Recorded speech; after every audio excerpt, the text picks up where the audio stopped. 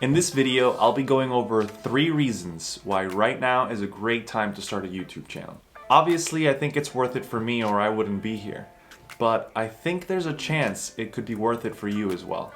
I want to start with one quick question. How much money do you think the biggest YouTubers make? I'm talking channels like PewDiePie with over 100 million subscribers or Mr. Beast with 50 million. Now don't worry, I'm not trying to convince you that you should be the next PewDiePie. Just humor me. Take a guess. That I know of, none of those guys share their revenue, but I'm confident that they make over $10 million per year.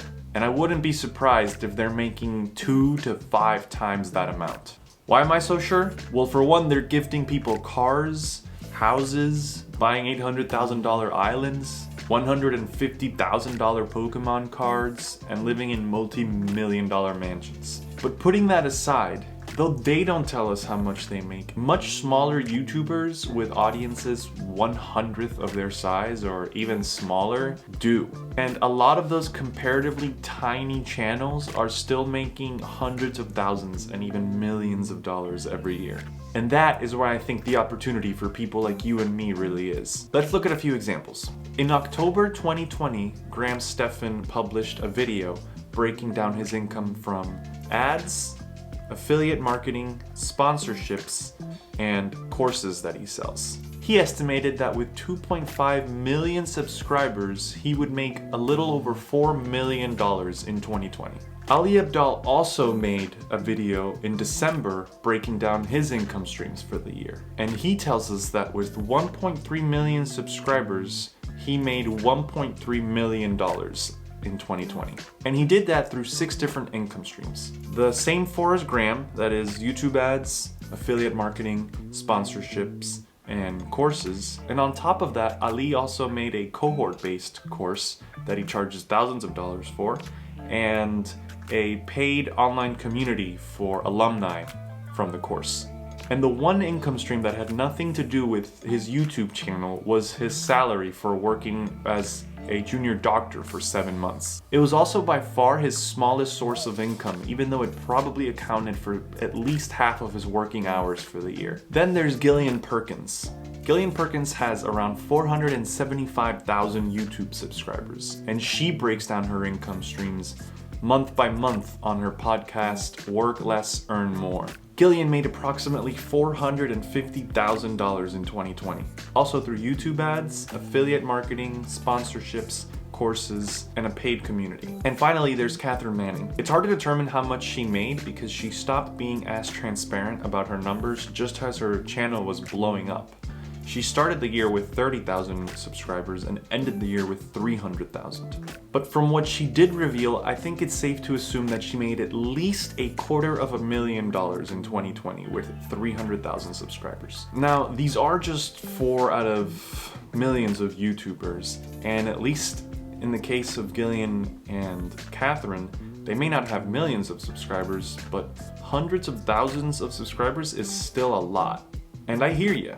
I'm not saying this is easy, but it's not just for YouTubers. Not by a long shot. According to this article by Tubix, there are around 22,000 channels with 1 to 10 million subscribers. Not just that, but the number of channels that hit 1 million subscribers in 2019 grew by 65%, and it doubled the year before that. Gillian and Catherine, however, don't have 1 million subscribers. They don't even have 500,000 subscribers, but they're still making hundreds of thousands of dollars every year. So how many channels like that could there be? According to that same report, there are some 230,000 channels with 100,000 to 1 million subscribers. And in 2020, the number of channels that hit 100,000 subscribers grew by 40%. Now, I don't know about you, but I was surprised by these numbers. To me, it feels like YouTube has been around my whole life. And it's crazy to think that it's still growing this much 2.5 decades after it started. With that kind of growth, we can assume that in the next 5 years, there will be tens of thousands of new channels in the 1 million to 10 million subscriber range, and hundreds of thousands of new channels in the 100,000 to 1 million subscriber range. And that is the first reason why right now is a good time to start a YouTube channel. You wouldn't be getting in early anymore, but you would be far from being too late. Hundreds of thousands of people are about to make new, extremely profitable channels in the next few years. And you could be one of them.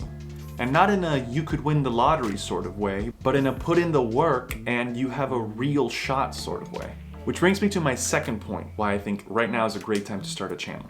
The work can be time consuming, but it's possible to do it on your own, and a lot of YouTubers are doing it while studying or working full time. Just type day in the life of in the YouTube search bar, and you'll find tons of channels from people who are doing YouTube part-time. And sure, some of those channels might have hired help, like an editor, but if I had to guess, they're probably in the minority. Another thing you'll notice if you spend enough time on YouTube is that a lot of the channels, maybe even a majority of channels, are making videos where they're sitting or standing in one spot for the entire video, with some music, B-roll, and graphics mixed in. Exactly like this video right now.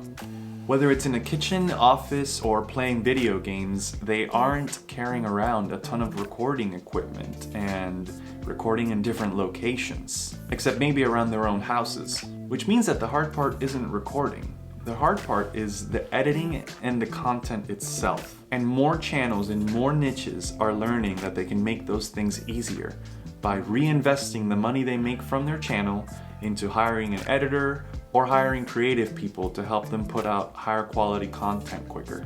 So not only is there more competition every year, but the competition is getting tougher as well. This combination of things already makes it very hard to break into certain niches on YouTube like cooking, gaming, or vlogging. And slowly but surely, it's going to get harder to break into other niches as well.